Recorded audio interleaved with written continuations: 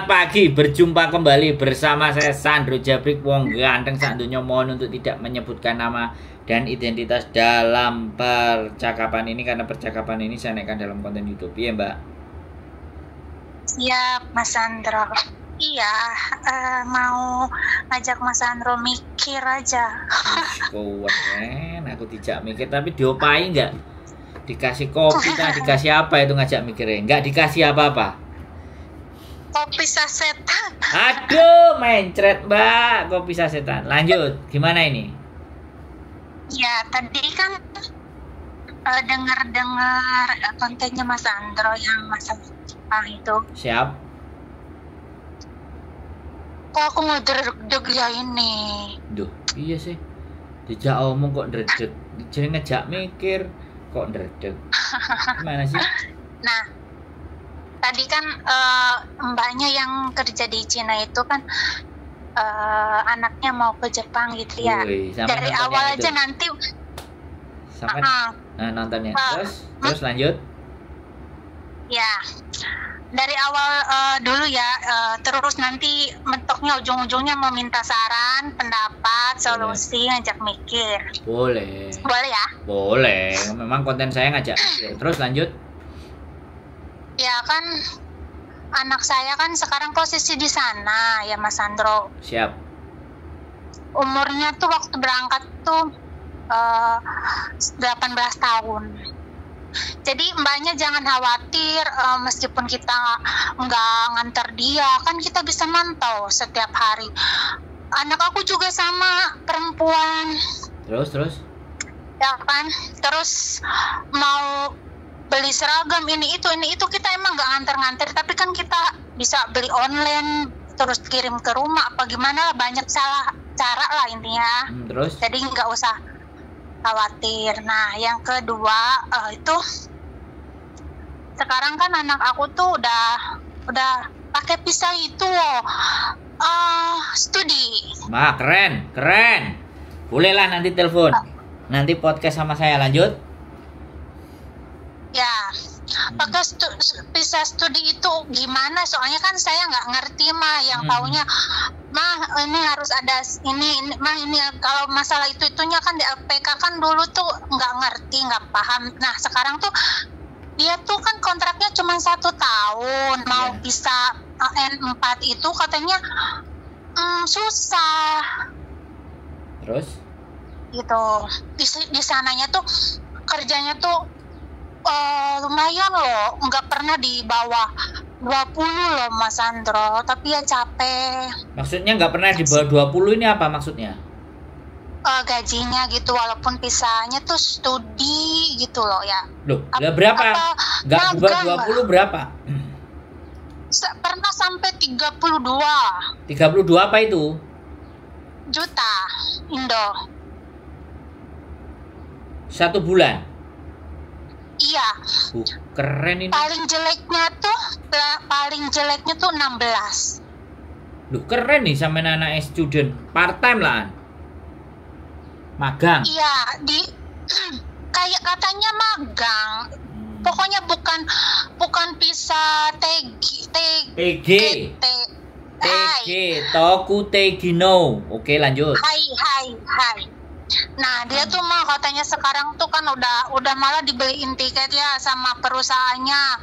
Bulan depan tuh harus pulang Indo, bahkan yang gantiin posisi dianya tuh udah pada datang. Sekarang lagi posisi ngajarin di pabrik mobil ya. Oke, terus lanjut.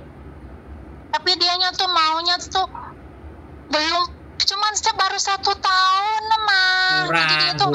Kurang. Pingin nambah lagi, sedangkan bisa habis. Terus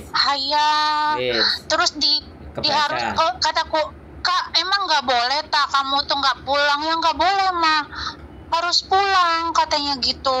Oke. Tapi dia tuh pengen di situ gitu loh, sedangkan tiket udah dipegang. Nah, gimana lo Mas Sandro? Menurut itu urusan sangat kecil sekali. Oke? Hai. Oke. Kemtimah. Anda tepat kalau nelpon sama saya. Makanya ini tadi yang komen nyogok N4 bisa enggak? Iya. Mbak, tolong dibuang cara berpikir yang seperti itu kalau ngomong sama saya ya, oke? Jadi gini. Oke, ya. Anak sampean kan sudah 1 tahun selesai, bulan depan sudah harus pulang. Caranya supaya nyambung visa lagi, gampang, kan dia masih umur 19 toh. Kan sampean ngomong 18, 19. Cari tempat kursus. Cari lembaga kursus. Dia suruh lembaga kursus, aku mau kursus lagi. Bisa nggak kasih student? Banyak itu yang mau. Apalagi dia udah ada di sana. Nah, siapin aja duitnya. Makanya kalau tadi sebulan 20 juta, 16 juta paling rendah. Itu kan keren. Enggak apa. Orang di sana juga. Ya, oke, maaf. Terus? Jadi, kalau dia bisa sampai uang segitu, ya sudah, ganti jadi visa student. Memang nanti pulang, anggap aja tetap pulang, ya. Tapi dia udah daftar. Nanti tempat les-lesan tadi, kursusnya tadi yang ngasih visa. Mau belajarnya berapa lama? 1 tahun 2 bulan. Tapi kan itu cuman kursus. Nah, dia harus cari part time atau baitoi. Baitoi kalau orang Jepang. Kalau kita apa? Baitoi. Arubaito. Kalau di Jepang. Enggak. Kalau di kita baitoi. Baitoi ya, Via? Baitoi antri ya, baitoi antri. Antri kan? Kalau di Jepang arubaito. Jadi part time. Kan dia udah bisa bahasa Jepang. Tinggal nyari lo restoran kayak apa kayak, kan pastinya udah bisa bahasa Jepang. Hah? Boleh kah? Ya boleh, student boleh. Ngapain nggak boleh? Makanya, nanti gini, saya kasih tahu kalau anak sampean bingung suruh nonton konten saya. Kalau dia bingung lagi suruh telepon sama saya. Kalau bingung lagi nanti kita telekonferensi sama adikku yang di Jepang. Biar dia punya pengetahuan. Iya. Adikku kan bisa bahasa Jepang. Ya, boleh. Jadi nanti biar ngomong bertiga, dia bahasa Jepangan sama adikku, aku biar tak ngoboh. Oke, boleh lah. Soalnya dia tuh sekarang tuh bingung. Aku bilang harus pulang mah harus, nggak boleh enggak wo. Tapi bisa kesini lagi ya belajar ya lagi katanya di Indo. Loh, dia langsung pulang langsung balik lagi bisa. Jadi sebelum pulang kayak sekarang nih nyari tempat kursus. Aku mau kursus yang 1 tahun. Bayarnya berapa? Tapi suruh ceritain di tempat kursus. Tapi aku harus pulang, bisa bulan depan. Ya nggak apa-apa, kamu pulang, kamu nyampe di Indonesia, kamu tak kasih surat rekomendasi, kamu urus visamu lagi, kamu bisa balik ke sini kursus. Bayarnya di depan situ kan enak, jadi nggak dihapusi, nggak dibohongi. Bener kursusan yang ada di situ gitu loh. Tinggal pilih dia mau di mana. Sekarang dia tinggal di mana? Tak tanya. Di Tungking. Tungking. Hai. Tungking itu prefektur mana? Tokyo. Walah, Cide dekat adikku Yokohama. Banyak aku itu. Mau catat dulu ini langkah pertama harus cari kursus ya biar aku ngasih tahu ke anakku. Cari kursus yang maksimal 1 tahun. Dibukanya tanggal berapa? Kan kursus itu buka-bukaan gitu loh. Angkatan 1, angkatan 2, angkatan 3, kan perangkatan tuh lah. Makanya dia suruh cari. Kalau nanti angkatannya dibuka bulan Juni, Juli atau Agustus, dia ada kesempatan nanti balik lagi. Nggak usah bingung. Banyak cara itu, simple sekali. Iya, kan dia tuh nggak tahu koneksi, terus nggak ngerti gitu loh yang dia atur ya. Kenal wong ganteng sak donya wis nyampe Jepang. Kasih nomor teleponku. Kan ini tuh dan channel YouTube nanti. Iya, udah ngomong Kak, nanti Mama mau cari ini ada di sini YouTuber Hongkong. Iya, Ma, bantuin lah gitu kan dia ngomong gitu. Tapi susah kataku nelponnya. Gitu. Soalnya sibuk setiap harinya kan banyak cece gini-gini. Iya katanya gitu. Terus dia tuh selama 1 tahun tuh Mas Andro ikut. Itu tuh ujian tuh ada diadain ujian, ikut. Cuman ya karena nggak bisa belajar karena sibuk banget kerjanya tuh di pabrik mobil, sibuk boro-boro belajar, istirahat aja tuh udah hampir kayak mesin. Tapi ya lumayan gitu. Ya lumayan Mbak, ya begitulah Jepang. Makanya negaranya jadi maju. nggak lulus kemarin tuh. Ya Ikut nggak apa-apa. berapa kali tuh dalam Oke. 1 tahun tuh. Oke, dengerin saya. N4 susah katanya. Dengerin saya, nggak apa-apa, dia fokus kerja. Jadi belajar, jangankan kok anaknya sampean, adik saya S2, S3, temen-temennya tumbang. Nggak kuat otaknya, pulang lagi ke negara. Iya, nggak apa-apa. Makanya habis itu kan dia besok kalau ke Jepang lagi kan nggak visa magang. Itu kan pasti magang. Jadi besok ke Jepang lagi visanya student, biar dia benar-benar belajar jadi student. Nah, kerjanya itu arubaito, part time job. Jadi dia bisa menggali. Terus akhirnya dapat ujian N4. Kalau sudah dapat ujian N4 tambah ujian satu lagi SWSB. Begitu ujian N4 dan SWSB jadi, akhirnya dia bisa apply ke perusahaan. Ketika apply ke perusahaan terima, visanya jadi Toku Teigino. Kalau sudah jadi Toku Teigino, dia rajin, dia lancar, aman, bisa nanti jadi permanen resident. Sampai uripe enak, gajinya sudah 28 juta sampai 30-35 juta.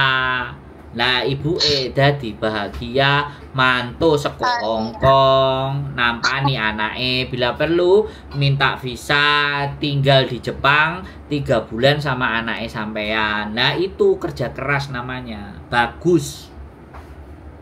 Saya sepakat, saya mendukung. Suruh telepon saya. Iya. Nanti kalau enggak suruh nemuin adik saya. Barangkali adik saya itu terpincut jatuh cinta karena adik saya kan belum menikah. Jangan boleh. Enggak boleh. Dia harus nanti jangan kayak ibunya. Adik saya sampai langsung ditransfer 150 juta, 200 juta juga kelar. Adik saya orang baik kok iso.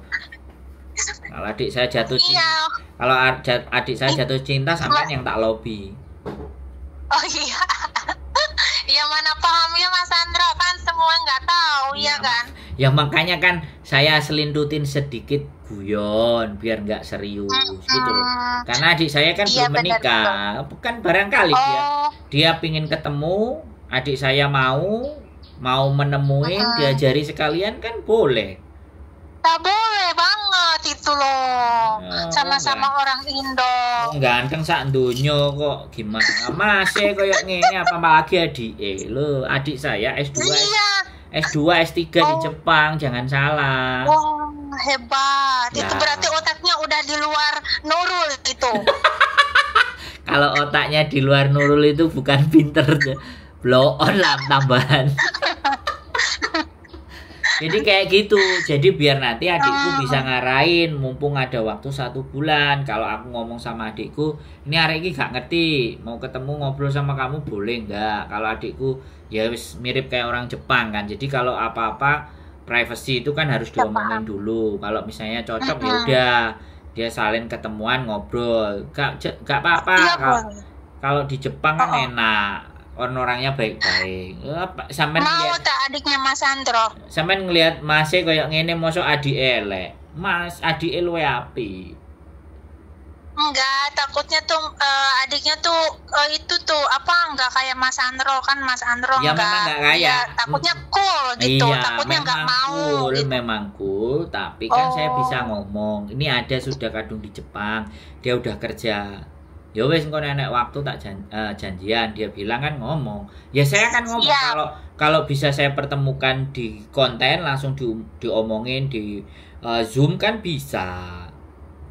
Jadi dia harus meluangkan waktu untuk berpikir itu. Jadi kalau ataupun capek, seandainya adik saya mau pas dia libur ya harus dimanfaatkan. Kalau adik saya mau podcast, oke cocok ya berangkat. Podcast. Jadi ada YouTube-nya juga Mas Andro adik saya nanti. TikTok mainnya. Nanti saya share. Kalau barangkali nanti mau komen. YouTube-nya sebenarnya ada tapi sudah nggak terlampau aktif. Tapi nggak apa-apa, nanti tak hubungin aja. Nanti ngobrol aja sama aku dulu. Siap. Jadi nggak usah khawatir. Soalnya kan baru 1 tahun, belum tahu kemana-mana, setiap hari tuh kerja, cuma Sabtu Minggu. Terus akhirnya visanya habis, dianya nggak sempat mikir karena fokus di kerjaan. Nggak apa-apa, itu bagi saya bagus. Dia akan terbiasa dengan ritme bekerja di Jepang. Makanya saya butuh ceritanya dia nanti untuk menceritakan ke teman-teman bahwa magang itu begini, hidup di Jepang itu kayak gini. Kalau perlu bikin konten, karena dia belum bisa mikir sampai akhirnya les saja ujian itu nggak bisa tembus, itu kan berarti karena dia nggak konsentrasi. Kemarin anaknya bestine bojoku itu juga berangkat ke Shizuoka dan dia bilang, "Mas, aku memang nggak bisa Tokutegi no Om," katanya dia, karena kan maknya kan temennya bojoku, dia mau dibawa ke Hongkong. Aku bilang nggak sepakat, udah suruh ke Jepang aja, langsung dia les. Oke, terus akhirnya berangkat ke Shizuoka. Dia persis kayak yang sampai ngomongin, nanti ada tes. Nah, dari tes itu harapannya kita bisa pindah ke TG, Tokutegi no, persis yang diomongin sama anaknya sampean. Iya. Nah, makanya kan berarti kan jalurnya memang bener. Tapi kan sekali lagi karena kerja keras, badan capek, konsentrasi tidak jelas. Makanya itu kita kursus. Nah, kalau kursus kan waktunya dia pasti belajar. Sambil belajar kan cuma 4 jam paling lama sehari. Nah, sisanya dia bisa part time karena dia udah bisa bahasa, kan aman. Dia bisa menghidupi dirinya sendiri. Iya. Nah, sampai akhirnya dia tahu jalur dan jalan Tokute. Kalau udah Tokute kan gajinya udah gede.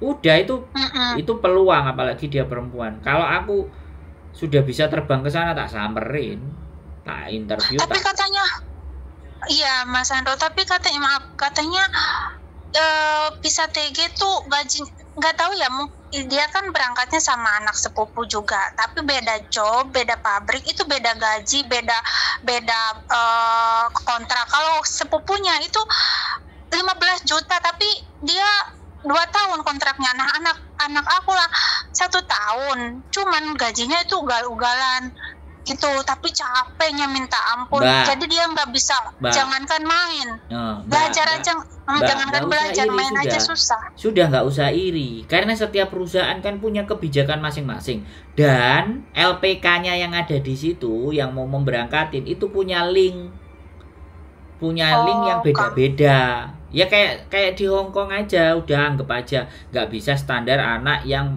magang itu sama. Semuanya kan tergantung pekerjaannya. Yang penting satu hal, anak sampean itu sudah nggak mutus, nggak pedot sampai habis. Itu udah keren, itu udah didik dia. Ya. Soalnya dia tuh kemauan sendiri. Ya sudah. Malah dulu saya yang melarangnya ke Jepang tuh. Saya maunya tuh udah mama di Hongkong aja, jadi bidan atau jadi perawat. Dia nggak mau, karena kan perempuan gitu ya. Tapi dia nggak maunya ke Jepang. Tapi ya alhamdulillah itu anak tuh masih kecil juga ya. Gak apa-apa, bagus. Malah nanti kalau kenal saya, dia bahasanya oke, kita bikin agent. Kita bisa jadi kekuatan. Iya. Siap. Bisa. Amin. Mumpung J6, karena saya juga tua. Kita butuh tenaga yang muda-muda, yang bisa diarahkan, yang bisa diajak maju. Kan dia kan punya pikiran maju. Siapa tahu nanti kenal sama adik saya, terus maulah saya jadi karyawannya. Lah, kerjanya nggak perlu capek-capek. Lah, boleh. Kita cuma rekrut aja loh. Channel YouTube saya juga udah oke. Banyak yang nanyain ke Jepang. Wah, bikin perusahaan. Wah, gimana? Asik kah? Iya, asik mantap tuh. Mantap tuh. Nah iya, sampai kenal saya orangnya tukang bohong-bohong apa tukang garangan apa nipu-nipu kan enggak toh? Enggak. Nah iya, ya wis gampang itu. Sudah paham? Jadi ngomong sama anaknya? Sudah paham. Jadi saya ngomong sama anak saya, Kak, kamu sekarang cari tempat kursus. Gitu ya. Nanti kalau pas hari libur kursus, jadi pas pulang nanti pulang aja gitu, nggak apa-apa. Aku malah ngajarin gitu. Jangan pulang. Woi.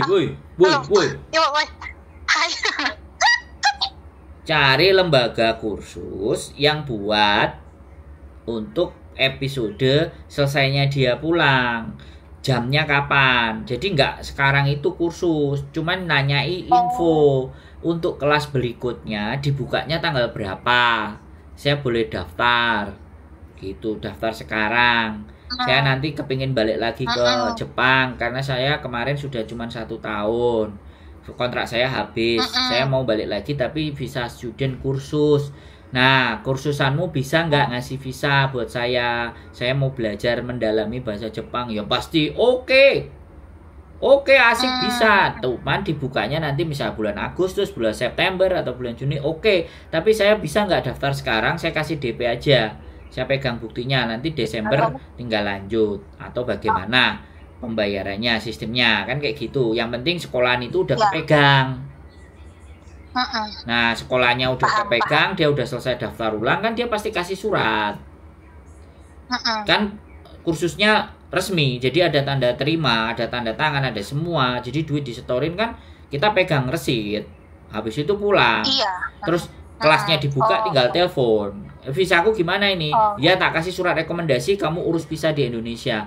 Dia kursusan kasih rekomendasi, kita datang ke konsulat Jepang.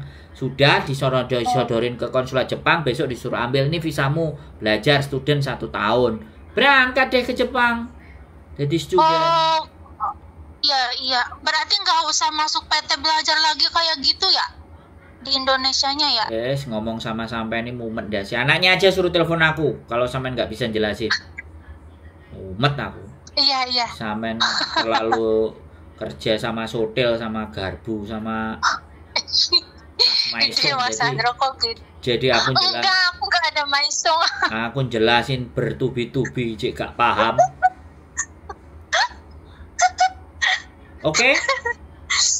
Oke, siap. Ya. Nanti saya kasih kalau nomor perlu, Mas Sandro. Terus, kalau perlu pulang mampir dulu ke Hong Kong. Boleh. Transit Hong Kong, habis itu pulang ke Indonesia. Jenguk ibunya, gitu loh Mbak, yang agak cerdas dikit gitu loh. Aduh, sampai ini nonton kontenku gak pinter-pinter. Oke? Iya, tapi majikan aku juga ngomongnya tuh nggak apa-apa, kamu mau cuti ke Jepang juga nggak apa-apa gitu. Iya, sampean nggak bisa, karena sampean kan takut. Sampean paspornya kan paspor apa namanya kerja, nggak bisa visa sampean kerja.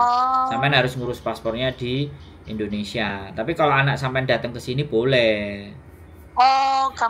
Bilang aja sama perusahaannya, boleh nggak tiketnya transit Hong Kong dulu 2 hari, terus besoknya bilang.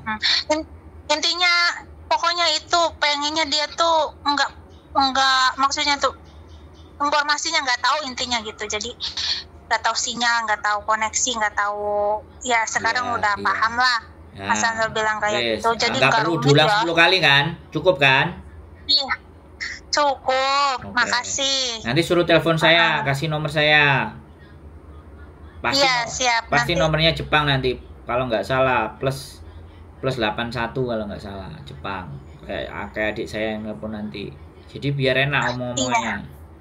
Biar dia nggak takut aja, bingung. Kalau perlu nanti ketemu sama adik saya sebelum pulang kalau pas libur. Bagus. Nah itu, lebih bagus itu. Ya bagus Mas Sandro. Ya bagus lah. Cantik nggak anaknya? Kalau jelek katanya nggak mau adikku. Kalau cantik mungkin. Aduh, ibunya kayak Hongkong si Uce kata nenekku. Anjir. Oke ya, sip. Gambar. Oke Mas Sandro, makasih ya atas informasinya. Ya, wis nggak usah bingung. Sehat selalu ya. Yuk.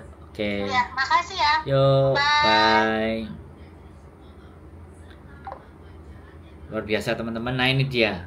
Keren, jos, mantap. Sip. Keren, saya suka. Mudah-mudahan nanti kita bisa ngobrol sama anaknya ya. Kita kontenin bagaimana kalau magang di Jepang rasanya mau mendasih. Ben kalian nggak bisa bayangin gimana kerja di Hongkong. Sip, kita punya narasumber yang terpercaya, yang akurat, yang oke, yang istimewa. Tetap semangat, keep stay tune with YouTube channel and see you next video. Bye bye.